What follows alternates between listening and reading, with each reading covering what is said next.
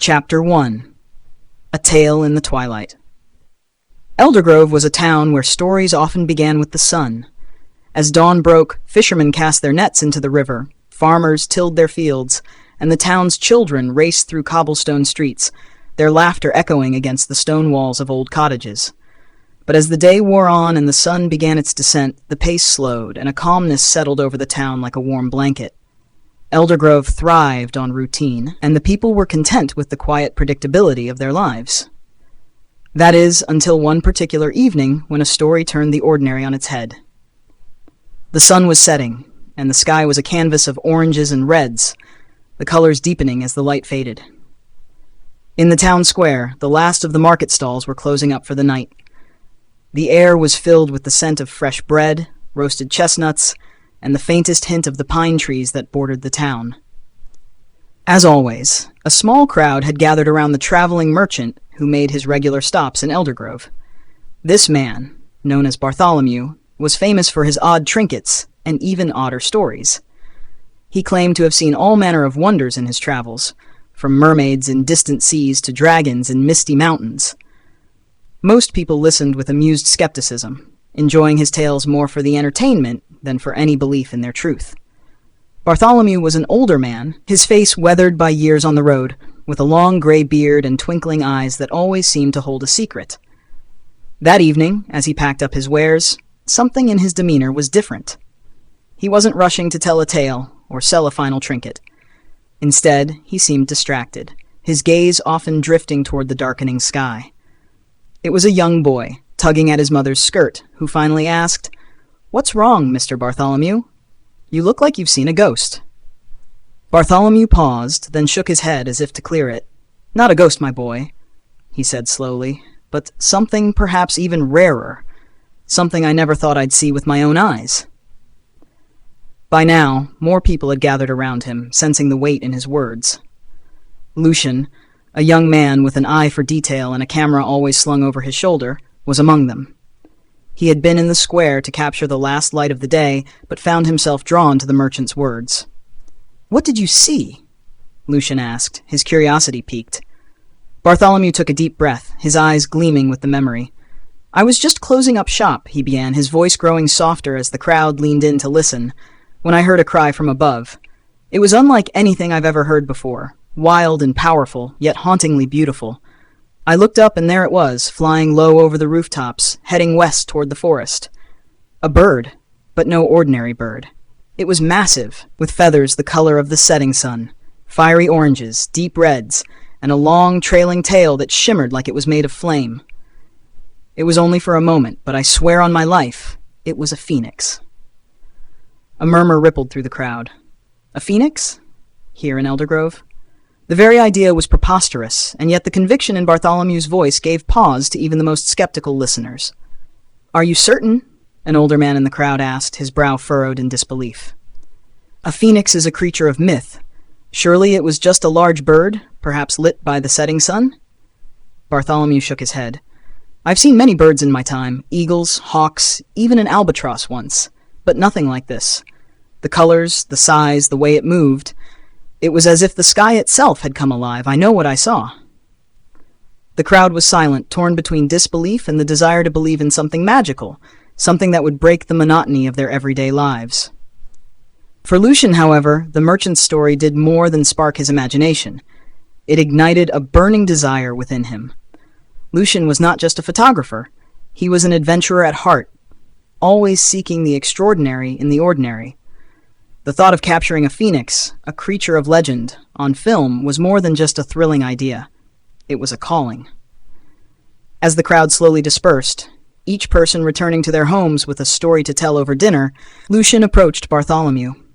"Do you really believe it was a phoenix?" Luchen asked, his voice low, almost conspiratorial. Bartholomew looked at him, his eyes thoughtful. "I believe in what I saw, but whether it was truly a phoenix or just a trick of the light, that's for you to discover." Luchen nodded, his mind already made up. He thanked the merchant and hurried home, his heart pounding with excitement. That night, as the town settled into its usual quiet, Luchen lay awake, his thoughts racing. He imagined the phoenix in all its glory. its wings cutting through the air like blades of fire. The more he thought about it, the more he knew he had to find it, to see it with his own eyes, and to capture it forever with his camera. By the time the first light of dawn crept over the horizon, Lucian was already on his way to the western forest, his camera strapped to his back and determination etched into every step. The tale in the twilight had set him on a path that would lead him deep into the heart of the unknown, where myths and reality blurred, and where the line between truth and legend was as thin as the whisper of wings in the night.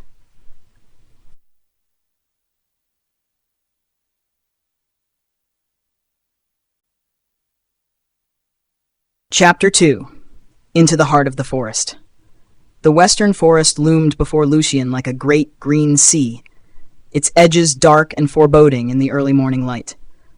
The forest was known to the people of Eldergrove, but few ventured deep within its confines. It was a place of mystery, where the trees grew so thick and tall that the sunlight struggled to pierce through their dense canopy.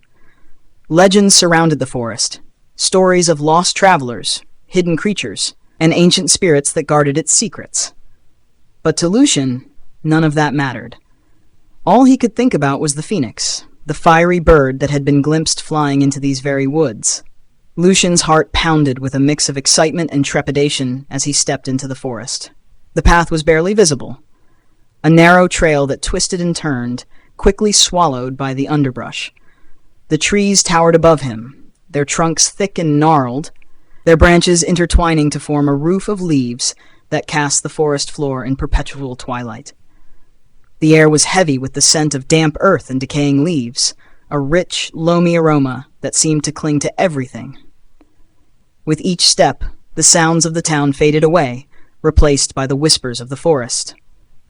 The rustling of leaves, the distant call of a bird, the scurrying of small animals through the underbrush, it was a world unto itself, alive with its own rhythm and life. But as Lucian ventured deeper, the path grew more difficult. The ground was uneven, the roots of ancient trees snaking across it like the veins of the earth, ready to trip the unwary traveler.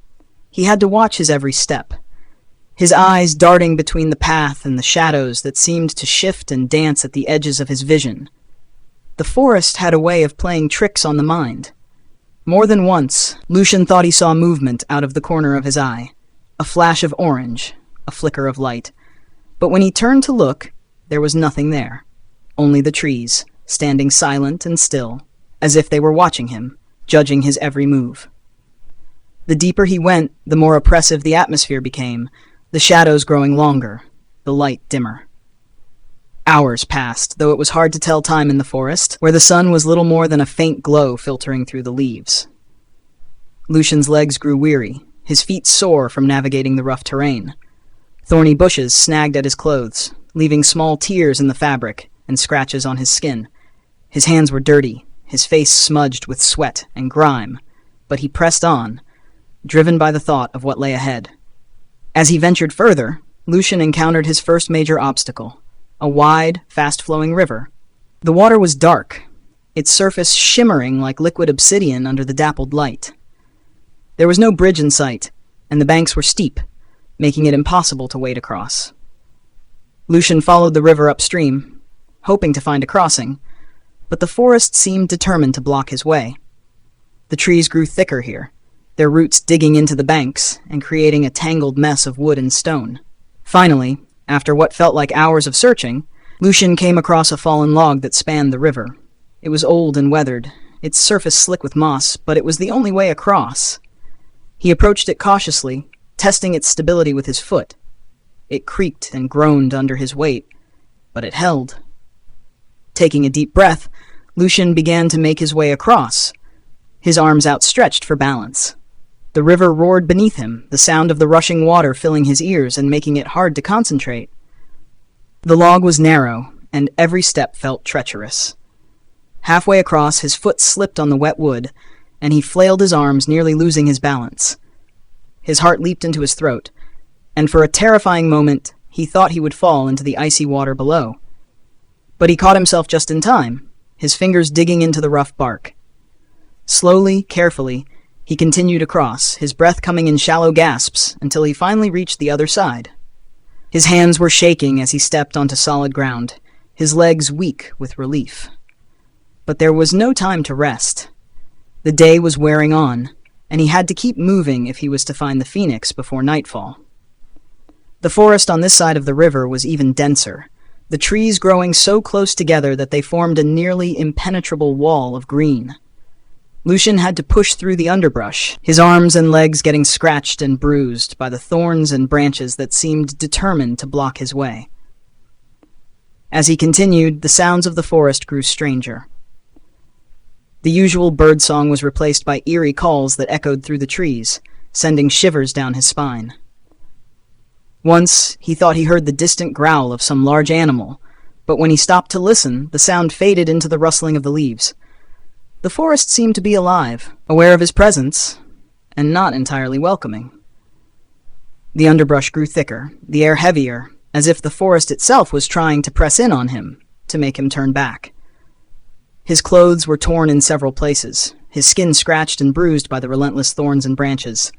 Every step was a battle, but he kept pushing forward, driven by a stubborn determination to find the phoenix. The idea of turning back never crossed his mind. He was too deep in, too committed to his quest. As the day wore on, fatigue began to set in. His legs ached, his feet were sore, and his stomach growled with hunger.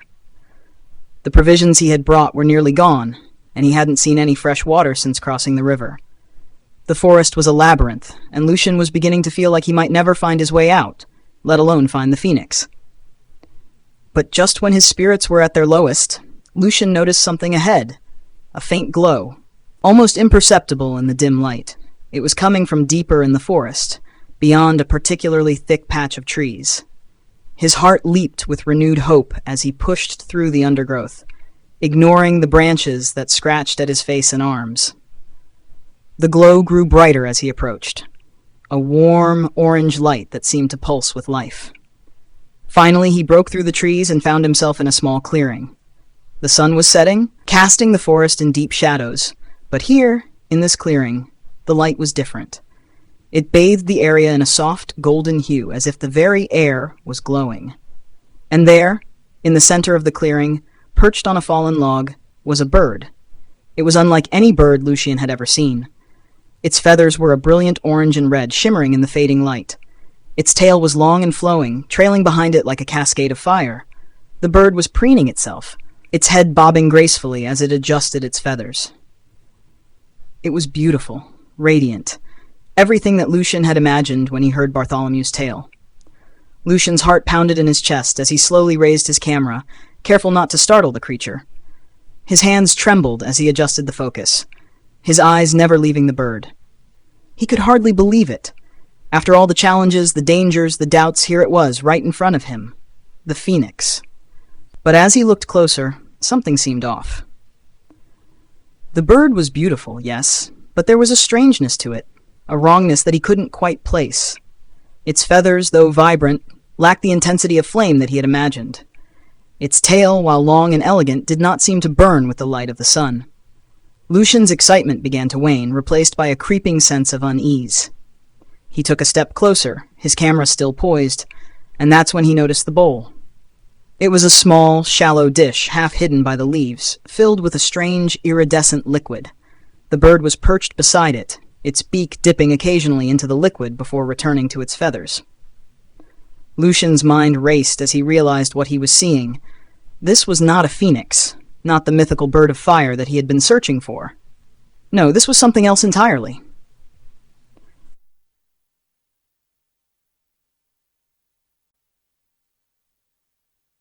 Chapter 3. The Truth Revealed. Lucian stood at the edge of the clearing, his heart pounding as he stared at the bird before him. The excitement that had driven him through the dense forest began to wane, replaced by a creeping realization. The bird was beautiful, no doubt. Its feathers glowed with vivid hues of orange and red, and its long, flowing tail shimmered in the last light of day. But something was off. This wasn't the mythical phoenix he had been chasing. The bird continued to preen itself, unaware of Lucian's presence. He watched closely, his eyes narrowing as he took in the details. The bird was large, and its plumage was indeed striking. but there was something unnatural about its appearance. The colors, though brilliant, seemed almost too intense, too uniform, as if they had been applied rather than born from the bird's natural form. Lucian's gaze shifted to a small, shallow bowl that lay half hidden among the leaves near the bird. It was filled with a liquid that gleamed faintly in the fading light. The bird seemed to have been dipping its beak into the liquid, and Lucian noticed that its feathers were coated with the same substance. A sudden thought struck him. A realization that the bird had not been born with its fiery appearance, but had acquired it through an accident. He stepped closer, careful not to startle the creature, and examined the scene more closely. The bowl was made of a rough, earthen material, and the liquid inside had a thick, viscous quality. It reminded Lucian of paint, the kind used by artisans in town for coloring textiles or decorating pottery. The liquid was a rich blend of reds, oranges, and yellows, and as Lucian looked closer, he could see streaks of the same colors on the ground around the bowl, as if it had been recently spilled or disturbed. The truth was now clear. This bird, a white peacock by the look of its form, had somehow fallen into the bowl of dye, coating its feathers in the vibrant colors that had made it look so much like the legendary phoenix. Perhaps it had been searching for water, or maybe it had been startled and stumbled into the bowl by accident. Whatever the cause, the bird's transformation was no more than a bizarre mishap.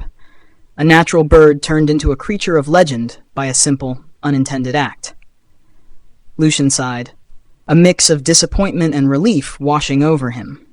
He had chased a myth, and in doing so had found something very real, though far less extraordinary than he had hoped. The phoenix, as it turned out, was not a creature of flame and rebirth, but a white peacock that had accidentally bathed in a bowl of dye. Yet there was still something remarkable about the bird. It might not have been the creature of legend he had hoped to find, but it was a testament to the way stories could come to life, even if only by accident.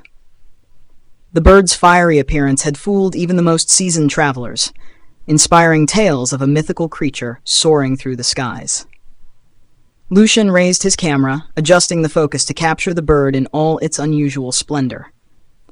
The shutter clicked softly, preserving the moment in time. He took several more photographs, documenting the scene from different angles. The glowing colors of the bird's feathers, the rustic bowl, and the surrounding clearing, all of it told a story, not of a phoenix, but of the strange and unexpected wonders that nature could produce. Lowering his camera, Lucian stepped back, a sense of closure settling over him. The thrill of the hunt was gone, replaced by a quiet appreciation for the truth he had uncovered. The journey had not led him to a mythical phoenix, but it had revealed a different kind of story, one of nature's ability to surprise and captivate, even when the truth was far more mundane than the myth. The day was fading quickly, and the forest was growing darker by the minute. Lucian knew it was time to head back to Eldergrove, to return with his photographs and the story of what he had found. He had not discovered a phoenix, but he had found something just as valuable, a reminder that even in the most unexpected places, there was beauty and wonder to be found. As he turned to leave the clearing, Lucian glanced back at the bird one last time. It continued to preen its brightly colored feathers, completely unaware of the commotion it had caused. Lucian couldn't help but smile. The search for the extraordinary had led him to something quite ordinary, yet no less fascinating. And as he made his way back through the forest, the disappointment he had felt began to fade, replaced by a sense of satisfaction. The journey had been worth it after all.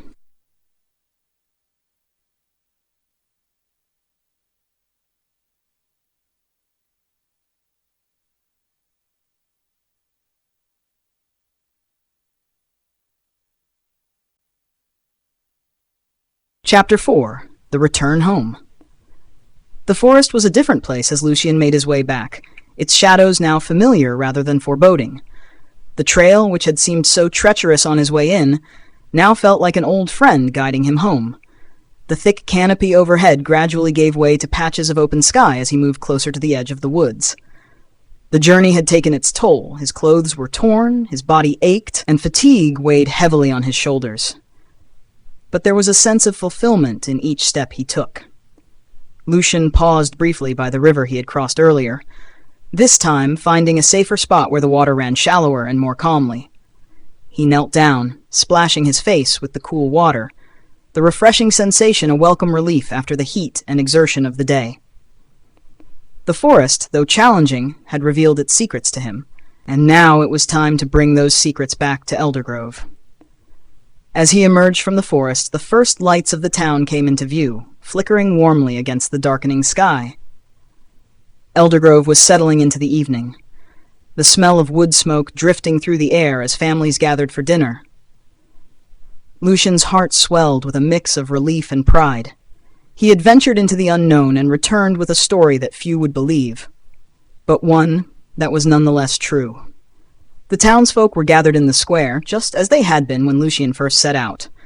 Word of his journey had spread, and they were eager to hear what he had discovered. As he approached, their conversations hushed, and all eyes turned to him.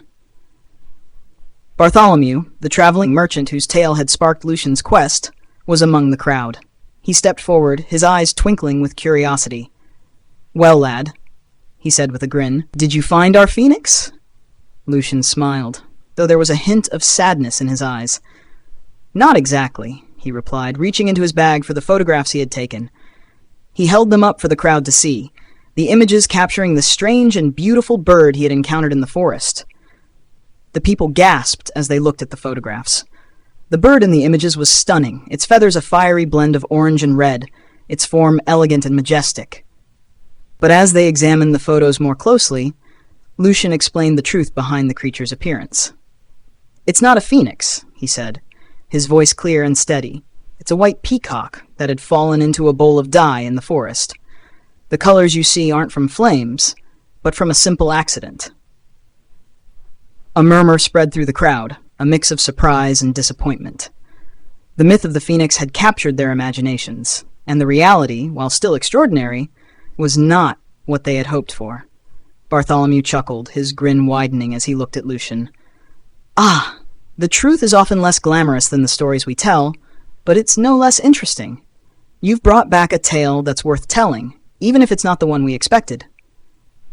Lucian nodded, appreciating the merchant's words. The story of the phoenix had been just that, a story.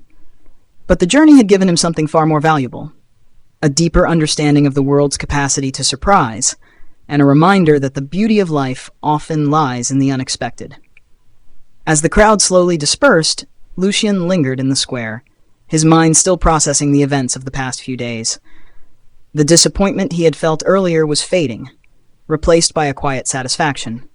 He hadn't found the mythical phoenix, but he had uncovered something equally remarkable, a story that spoke to the heart of human curiosity and the way legends are born.